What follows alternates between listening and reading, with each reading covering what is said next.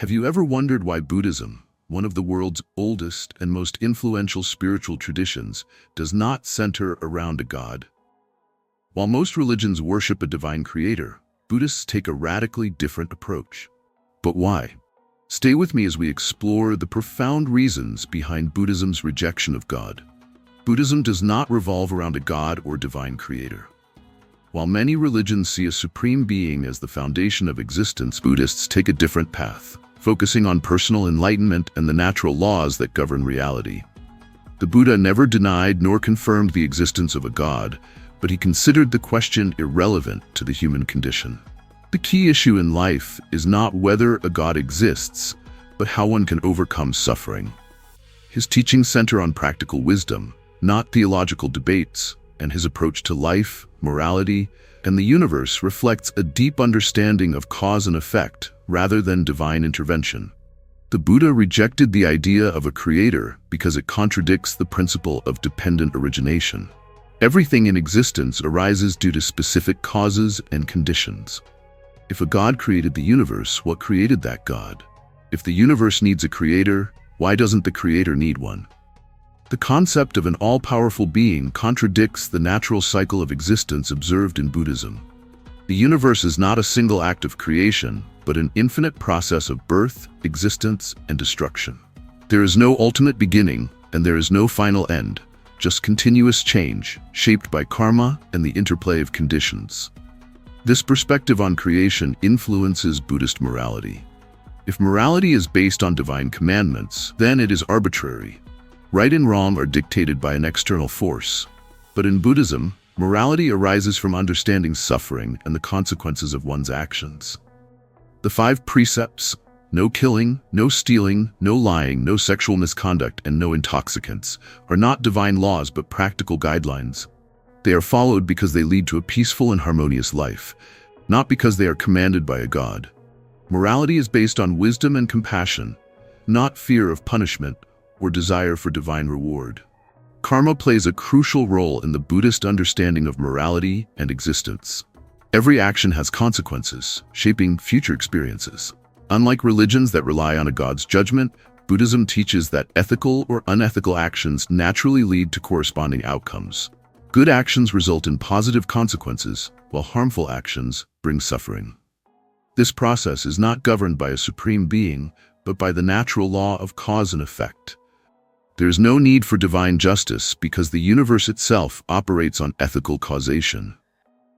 The idea of an external god rewarding or punishing individuals becomes unnecessary in a system where morality is self-regulating. Rebirth further illustrates why Buddhists do not depend on a god. Many religions promise eternal salvation or damnation based on divine will, but Buddhism presents a cyclical existence governed by one's own actions. Life is not a single journey leading to a final destination, but an ongoing process shaped by karma.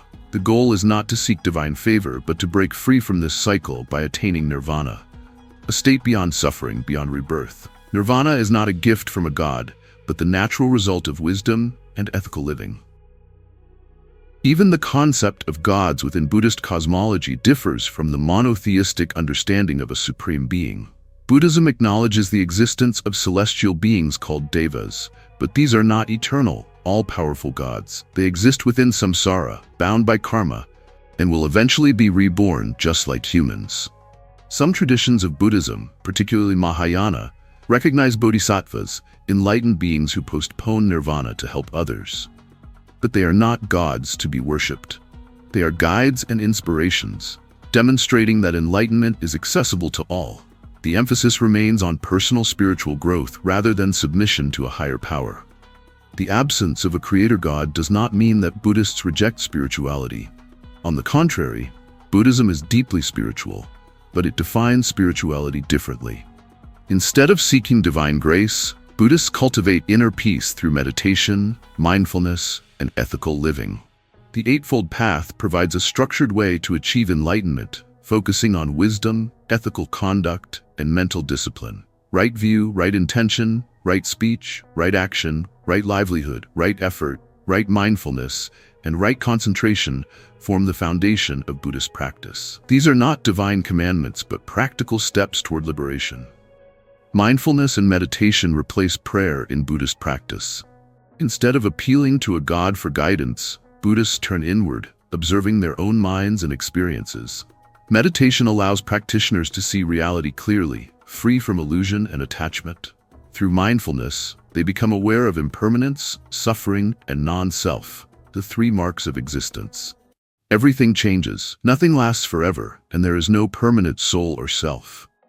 These insights lead to detachment from worldly desires and a deeper understanding of life's true nature. Buddhist philosophy also addresses the problem of suffering in a way that does not require a god. Many religions struggle with the question of why an all-powerful, benevolent deity allows suffering to exist. Buddhism approaches suffering differently. It is not a test from a god, nor is it divine punishment. Suffering, dukkha, is an inherent part of life, caused by craving and attachment. The solution is not to seek divine intervention, but to follow the Four Noble Truths. Life is suffering, dukkha. Suffering is caused by desire and attachment. There is a way to end suffering. That way is the Eightfold Path. This understanding eliminates the need for a god to explain suffering. Instead of questioning divine justice, Buddhists focus on practical ways to end suffering in their own lives. By letting go of attachments and illusions, they achieve inner peace, independent of external forces. The Buddhist view of death further illustrates why a god is unnecessary.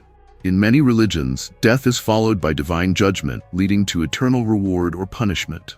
Buddhism, however, sees death as a transition, governed by karma. The energy of one's actions continues into the next life, not as a fixed soul, but as a continuity of cause and effect. The cycle of rebirth continues until one attains nirvana, escaping samsara. Since there is no final judgment by a god, individuals are responsible for their own liberation. Buddhism's pragmatic approach extends to its view of the afterlife. Heaven and hell are not permanent states but temporary experiences based on karma. Those who accumulate good karma may be reborn in heavenly realms, while those with negative karma may experience suffering in lower realms. However, these are not eternal fates, and no god determines them. Rebirth continues until wisdom leads to liberation. This perspective shifts the focus from pleasing a deity to cultivating ethical and mindful living. Despite rejecting a creator god, Buddhism does not actively oppose the beliefs of other religions. The Buddha taught tolerance and encouraged individuals to seek truth through personal experience, rather than blind faith. While he dismissed speculation about a god as unhelpful, he did not attack those who believed in one. His teachings emphasize wisdom and understanding over dogma, allowing Buddhism to coexist with various spiritual traditions. This flexibility has enabled Buddhism to adapt across cultures, integrating with local beliefs without losing its core principles.